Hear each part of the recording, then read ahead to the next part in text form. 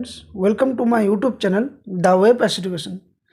सो friends, आज के PSC clerkship যে প্রি 2024 তার এক্সাম আজকে কমপ্লিট হলো। অর্থাৎ তোমরা সকলে জানো এবং সকলে আশা করছি ভালো এক্সাম দিয়েছো।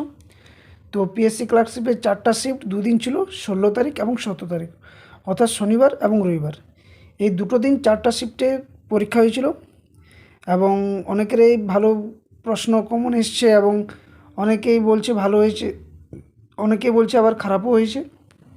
তো দেখো, ভালো খারাপ তো দুটো রয়েছে, তো দেখা যাক কী হয় এবারে। কিন্তু একটা খুবই খারাপ বিষয় এবং শুনতে পাওয়া যাচ্ছে, তোমরা বিভিন্ন সোশ্যাল মিডিয়া প্ল্যাটফর্মে দেখেছো, ইউটিউবে, ফেসবুকে, হোয়াটসঅ্যাপে, টেলিগ্রামে বিভিন্ন মাধ্যমে ঘোরাফেরা করছিল যে প্রথম দিন যেটা আর কি, প্রথম দিন অর্থাৎ পিএসসি ক্লার্কশিপে যেটা 16 তারিখে প্রথম দিন শনিবার, ফার্স্ট শিফটের কোশ্চেন কিন্তু নাকি সোশ্যাল মিডিয়াতে ঘোরাফেরা করছিল পরীক্ষার আগে না পরে সেটা ঠিক আমার ধারণা নেই, কিন্তু ঘোরাফেরা করেছিল।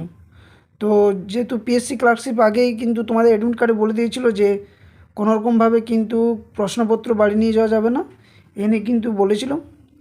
তো যাই হোক, সেটা ঠিক আছে, নিয়ে যেতে বলিনি সেটা ঠিক, কিন্তু প্রশ্ন এইভাবে কিন্তু ঘোরাঘুরি করা বা প্রশ্ন বা তুললই বা কে, পরে হোক বা আগে হোক, কীভাবে তুললো প্রশ্নপত্র, যেহেতু যখন বাড়ি নিয়ে আসতেই দেবে না, তাহলে এইভাবে প্রশ্নপত্র ছবি তুললো কে? তো এটা একটা প্রশ্ন থেকে যাচ্ছে এবং প্রশ্নপত্র আউটের পর থেকে কিন্তু একটা যে বিষয় জানা যে কেমন ধরনের প্রশ্ন পড়ছে, সেটা কিন্তু বাকি শিফটের জন্য কিন্তু সোজা হয়ে গেছে। ফলে একটা কিছু শিক্ষার্থীদের জন্য একটা খারাপ বিষয় যে এভাবে কিন্তু মানে নেগলিজেন্সি করা আর কি, আদৌ কিন্তু ভালো জিনিস নয়, যেটা আমাদের পশ্চিমবঙ্গের ক্ষেত্রে বরাবরই ঘটছে। যেটা তোমরা জানো আগে যে ফুড এসআইয়ের পরীক্ষাতে এভাবে প্রশ্নপত্র আউটের জন্য বা কোনো কারণবশত কিন্তু কেস চলছে এখন, এবং তার কিন্তু রেজাল্টও কবে পাবলিশ হবে কোনো কিছু ঠিক নেই। তো এইসব দুঃখজনক বিষয়, কারণ যারা পরীক্ষার জন্য এতদিন ধরে প্রিপারেশন নিচ্ছে, কষ্ট করছে, তাদের ক্ষেত্রে একটা দিন রাত সমান করে পড়াশোনা করা, এভাবে যদি পরীক্ষার সময় মুহূর্তে যদি এই বিষয়গুলো দেখা দেয় বা চোখে পড়ে, তাহলে এর থেকে আর দুঃখের বিষয় কী হতে পারে। তো আশা করছি সকলের পরীক্ষা ভালো হয়েছে, সকলে ভালো করে এক্সাম দিয়েছো। দেখা যাক এবার রেজাল্ট পাবলিশ করে বা কী হয় কি না হয়, নর্মালাইজেশন হয় কি না, এই সমস্ত বিষয়ের উত্তর কিন্তু আমি এর ভিডিওর মাধ্যমে দেবো। তো যারা চ্যানেলে নতুন, অবশ্যই চ্যানেলটি সাবস্ক্রাইব করো, বেল নোটিফিকেশানটা অন করো এবং সাথে সাথে ভিডিওটি লাইক করো, বন্ধুর সাথে শেয়ার করো। দেখো, এবারে প্রশ্নপত্র কেমন ছিল সে নিয়ে প্রশ্ন আছে অনেকেরই। তো যা এটা আমার কিন্তু এমন তো নয় যে আমার কাছে প্রশ্নপত্র রয়েছে বা তোমাদের কারো কাছে রয়েছে, ওই তোমাদের কাছ থেকে শোনা, এবং অনেকে ফোন করেছিল, আমি কিছু লোকের থেকে খবর নিয়েছি, কিছু স্টুডেন্টদের সামনে থেকে। তো তারা যে খবরটা বলেছে সেটা আমি তোমাদের কাছে শেয়ার করছি। ওকে, দেখো যে মূল বিষয় সেটা হচ্ছে যে সমস্ত শিফট কি একই ধরনের প্রশ্ন ছিল, এটা প্রশ্ন আছে অনেকেরই। আগের বার থেকে কাট অফ বাড়বে না কমবে, নর্মালাইজেশন কী হবে এবার, এসব নিয়ে কিন্তু আমি এখন আলোচনা করব তোমাদের। ওকে, তো ভিডিওটা অবশ্যই শেষ পর্যন্ত দেখো। তার আগে আমি তোমাদের একটা বিষয় দেখাতে চাই, যেটা হচ্ছে এর আগে যখন প্রিলি পরীক্ষা হয়, অর্থাৎ 2019 আশা করছি সম্ভবত, তখন যে পরীক্ষাটা হয় তখন থেকে যে কাট অফগুলো গেছিলো আর কি, ইউআরদের ক্ষেত্রে অর্থাৎ জেনারেলের ক্ষেত্রে ছিল 65, এসসি ছিল 48, এসসি যেটা এলডি এবং সিপিদের ছিল 5.33, দরকার নেই এটা জানা এখন।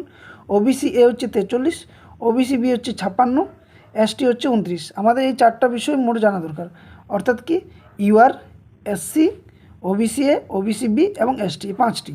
তো এই 5টি ক্যাটাগরি কেমন কী কাট অফ যাবে সে নিয়ে আমি আলোচনা করব, এবং কেমন কী প্রশ্নপত্র এসেছিলো সেটা নিয়েও আমি কিছুটা আলোচনা তোমাদের সামনে করছি। ওকে, দেখো কী রয়েছে যে কেমন প্রশ্ন ছিল। তো প্রথম শিফটের প্রশ্ন কিন্তু আমি যেটা বলতে চাই যে প্রথম শিফটের কিন্তু যে সমস্ত বিষয়গুলো ছিল, অর্থাৎ ইংরেজি, ম্যাথ এবং জিকে, এই পার্টটাতে কিন্তু বেশিরভাগ কিন্তু ইজি বলছে, ইজি, ঠিক আছে, আমি লিখছি। ওকে, ইজি। আর সেকেন্ড শিফট যেটা অর্থাৎ কালকে, অর্থাৎ 16 তারিখ, এটা কিন্তু 16 তারিখ। ওকে, এটাও 16 তারিখ আর এটা হচ্ছে 16 তারিখ সেকেন্ডটাও।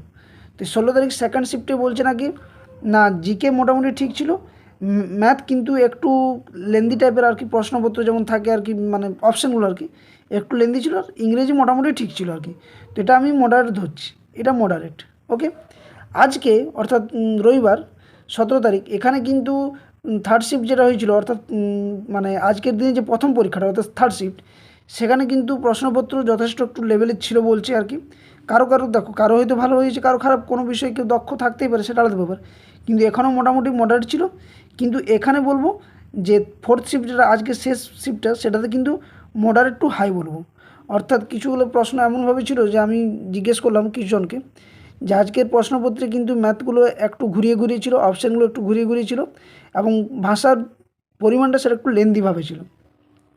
তো যাই হোক, জানা নেই, কারো তো প্রশ্নপত্র পাওয়া যায়নি, তো সকলে একটা এক্সপেক্টেডভাবে বলছে আর কি, যে কীভাবে অ্যানালিসিস হয়েছে, কী হয়েছে সেটা আমি বললাম।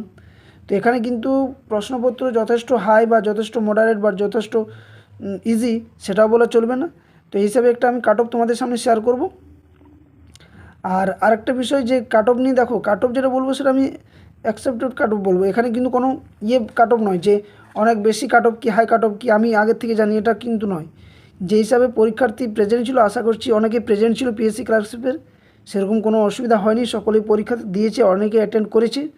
যদিও কিছুটা ছড়িয়েছিল যে প্রশ্নপত্র আউট হয়েছে, সেই হিসেবে অনেকে কিন্তু নেগেটিভভাবে পরীক্ষা দিতে যায়নি। তো এসব বিষয় বাদ দাও, তো মূল বিষয় হচ্ছে যে প্রশ্নপত্র একটু হাই, একটু মডারেট, একটু ইজি ছিল এইভাবে।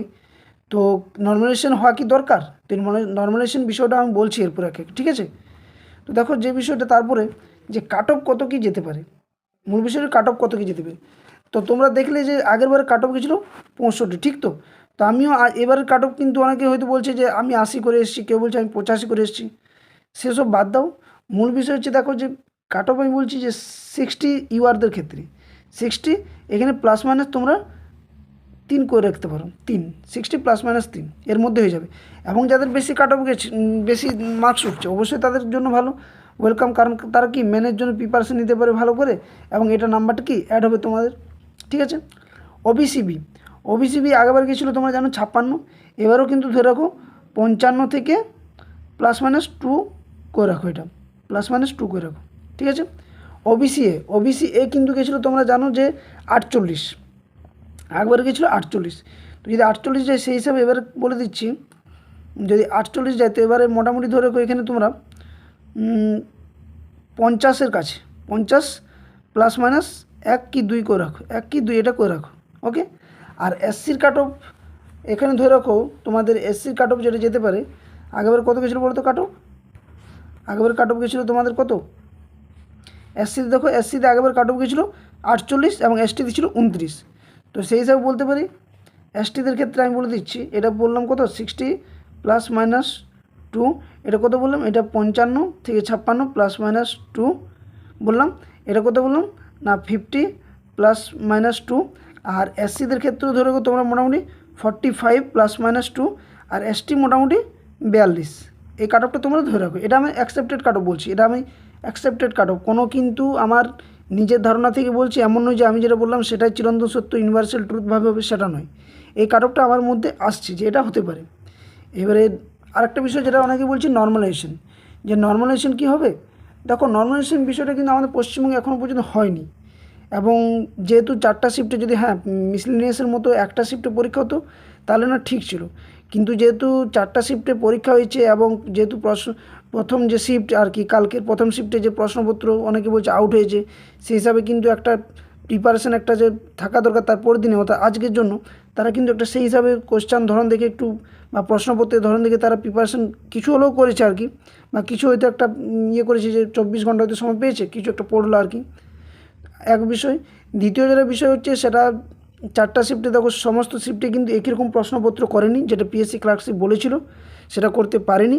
প্রশ্নপত্র আউট হবে না বলেছিল, আউট হয়েছে, পরে হোক বা আগে হোক, যেহেতু প্রশ্নপত্র আনতে দেয়নি সেই হিসাবে যদি প্রশ্নপত্র যদি ছবিই তুলে কেউ, সেটাই বা কেন হলো, এটা নিয়েও একটা প্রশ্ন। তো সেই হিসাবে বলা যায় যে নর্মালাইজেশন হওয়া দরকার। এবারে বাকিটা কিন্তু নির্ভর করছে, তোমরা সকলে জানো পিএসসি ক্লার্কশিপ, পিএসসি যে বোর্ড রয়েছে তার উপরে নির্ভর করছে ডব্লিউপিএসসি। তো সকলে আমি বলবো যে আবেদন করো যাতে করে নর্মালাইজেশন হয়, এবং সকলে একজোট হয়ে বলাটা উচিত, কারণ প্রশ্নপত্র ছবি কি করে ফাঁস হলো বিভিন্ন মাধ্যমে, এটা আমি নয়, তুমি নয়, সকলে জানো। তো সেই হিসাবে কিন্তু নর্মালাইজেশন হওয়া দরকার।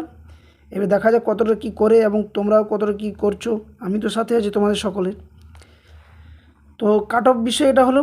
তো কাট অফ নিয়ে দেখো কোনো আগে থেকে ঘাবড়ে লাভ নেই, যারা ভালো নাম্বার হয়েছে, যাদের প্রিপারেশন মোটামুটি ভালো আছে, যারা 60-র কাছাকাছি হয়তো হচ্ছে, যাদের 60-র কাছাকাছিও আসছে, ইউআরদের ক্ষেত্রে বলছি, তারা কিন্তু ম্যানের জন্য প্রিপারেশন করতে পারো। নিঃসন্দেহভাবে ম্যানের জন্য তোমরা প্রিপারেশন করো, কারণ দেখো পড়া কোনো দিন বিফলে যায়নি। যে পড়াটা পড়বে অবশ্যই তোমার কিছু না কিছু কাজে দেবে। যারা মিসলেনিয়াস ভালোভাবে দিয়েছো তাদের জন্য কাজে দেবে, আবার বিভিন্ন যে এক্সামগুলো রয়েছে ধরো সেখানেও কিন্তু তোমাদের অনেক হেল্পফুল হবে। WPSI রয়েছে সেখানেও কিন্তু হেল্প দেবে। তাই আমি বলবো ম্যানের জন্য প্রিপারেশন করো। তবে হ্যাঁ, একটা কাট অফের মধ্যে থাকা দরকার যে হ্যাঁ আমার এত আসছে আর কি, সেই হিসাবে একটা আগের কাট অফ দেখেও তোমরা বুঝতে পারো যে এতটার মধ্যে যদি আসে তাহলে ঠিক আছে। তো এভাবে তোমরা কিন্তু প্রিপারেশন নাও। আর নর্মালাইজেশন ব্যাপারটা দেখা যাক কী হয়, কিন্তু একটা বিষয় যে 4টা শিফটে কিন্তু একই রকম প্রশ্ন করেনি, সেই হিসাবে নর্মালাইজেশন হওয়াটাই দরকার। বাকি দেখা যাক কী করে। তো এই ছোট্ট কিন্তু আমার ক্ষুদ্র প্রয়াস ছিল যে তোমাদের যে অনেকে বলেছিল যে কাট অফ ব্যাপারে কী হবে, কী বাড়বে না কমবে, কী ধরনের প্রশ্ন কিন্তু যথেষ্ট মডারেট হাই। অনেকে বলবে যে আমার ভালো হয়েছে, কিন্তু দেখবে আস্তে আস্তে যত দিন যাবে পরীক্ষার রেজাল্ট যখনই ঠিক দোরগোড়ায় আসবে কি রেজাল্ট পাবলিশ করি, তখন দেখবে সব টাই ফিস হয়ে গেছে। ওকে, অর্থাৎ তার মানে কি যে হয়তো দেখবে কারো যদি 80 হচ্ছিলো দেখবে সে 50 দাঁড়িয়ে গেছে, কারণ নেগেটিভ মার্কও কিন্তু এখানে রয়েছে।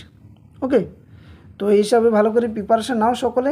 আগামী দিনের জন্য শুভেচ্ছা। এবং যারা ডাব্লিউবি টেট 2022 ইন্টারভিউর জন্য প্রিপারেশান নিতে চাইছো তারা অবশ্যই আমার চ্যানেল প্লেলিস্টে গিয়ে ভিজিট করো, সেখানে এই ধরনের বিভিন্ন কম্পিটিটিভ এক্সামের প্রিপারেশান করানো হয়। তো আশা করছি ভিডিওটি সকলে ভালো লাগলো। তো ভিডিওটি লাইক করো, বন্ধুদের সাথে শেয়ার করো, এবং পারলে চ্যানেলটি সাবস্ক্রাইব করে বেল নোটিফিকেশন অন করো এই ধরনের খবর। এবং সাথে সাথে বলবো চাকরি প্রিপারেশনের জন্য অবশ্যই নিঃসন্দেহে তোমরা বিশ্বাস করে দ্য ওয়ে প্যাসিভ এডুকেশন চ্যানেলটি সাবস্ক্রাইব করে বেল নোটিফিকেশন অন করো। ওকে, ধন্যবাদ।